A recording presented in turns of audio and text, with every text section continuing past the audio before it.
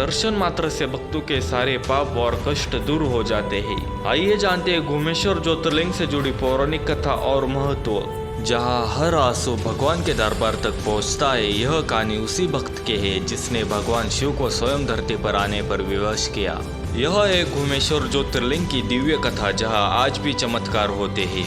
बहुत समय पहले की बात है, देवगिरी पर्वत के पास एक ब्राह्मण सुधर्मा और उसकी पत्नी सुदीक्षा रहती थी। दोनों बहुत ही धर्मपरायण थे, लेकिन उनके जीवन में एक दुख था, उनकी कोई संतान नहीं थी। इसी कारण से सुदीक्षा ने अपने पति से अनुमति लेकर अपनी छोटी बहन घुमा का विवाह सुधर्मा से करवा दिया। घुमा बचपन से ही भगवान शिव की परम भक्त थी। घुमा ने एक निश्चय किया, वो हर दिन 101 पार्थिव शिवलिंग बनाएगी और पूरी श्रद्धा से उनकी पूजा करेगी। वह पूजा करने के बाद उन्हीं शिवलिंग को पास के तालाब में विसर्जित कर देगी।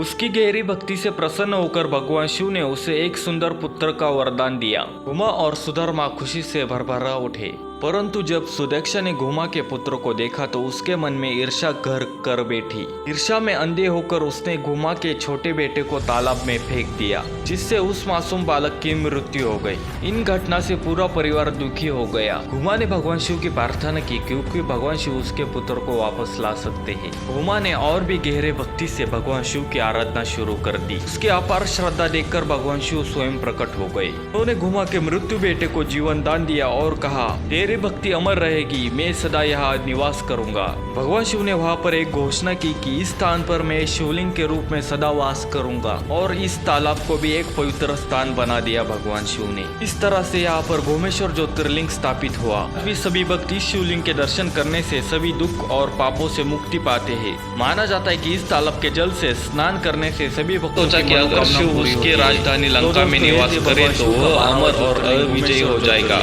इसी उद्देश्य को देखकर रावण ने घोर तपस्या की। रावण की तपस्या इतनी कठोर थी कि उसने एक एक करके अपनी 10 भुजाएं काट कर अग्नि में अर्पित कर दी। भगवान